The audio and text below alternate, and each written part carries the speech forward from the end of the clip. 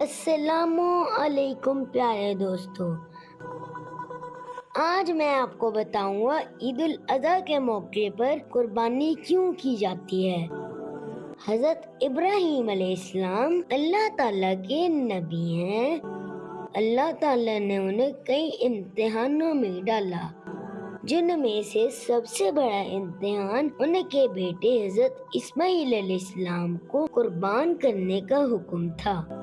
ایک دن انہوں نے خواب میں دیکھا وہ اپنے بیٹے حضرت اسماعیل علیہ السلام کو اللہ کے حکم سے قربان کر رہے ہیں۔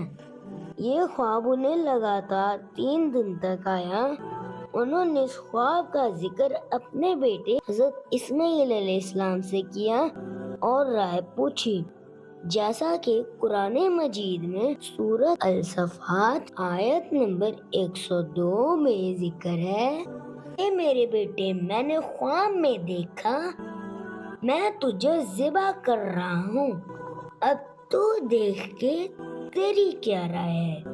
بیٹے نے کہا، میرے باپ، آپ وہی کیجئے جس کا آپ کو حکم دیا جا رہا ہے، انشاءاللہ عنقریب آپ مجھے صبر کرنے والوں میں پائیں گے۔ حضرت ابراہیم علیہ السلام نے حضرت اسماعیل علیہ السلام کو ساتھ لیا، انہیں مکہ کے قریب ایک میدان میں لے جا کر پیشانی کے بل لٹا دیا تاکہ چہرہ نہ دیکھ سکیں۔ جب حضرت ابراہیم علیہ السلام نے چھری چلائی تو اللہ تعالیٰ نے حضرت اسماعیل علیہ السلام کو بچا لیا، ان کی جگہ جنت سے ایک مینڈھا بھیج دیا جسے پھر ذبح کیا گیا۔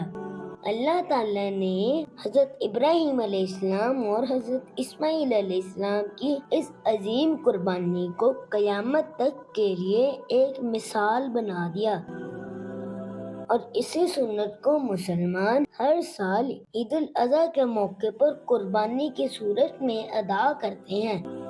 اس سنت کو سنت ابراہیمی کہتے ہیں۔ مزید اچھی کہانیوں کے لیے اس چینل کو سبسکرائب کریں۔